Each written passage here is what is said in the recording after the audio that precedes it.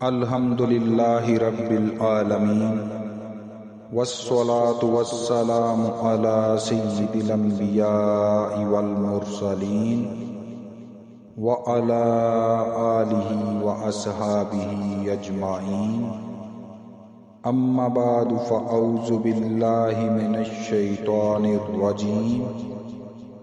بسم اللہ الرحمن الرحیم آمن الرسول بما انزل الیہ من ربہ والمؤمنون کل آمن باللہ وملائکتہ وکتبہ ورسلہ لا نفرق بین احد من رسلہ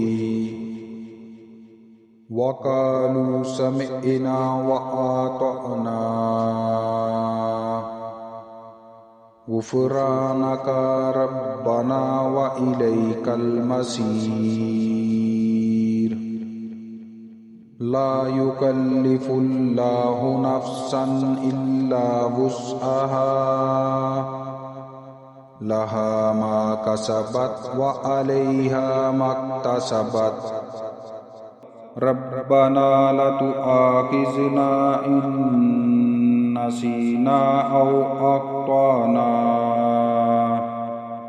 ربنا ولا تحمل علينا إصرا كما حملته على الذين من قبلنا ربنا ولا تحملنا ما لا طاقة لنا به واعف عنا واغفر لنا وارحمنا أنت مولانا فانصرنا على القوم الكافرين۔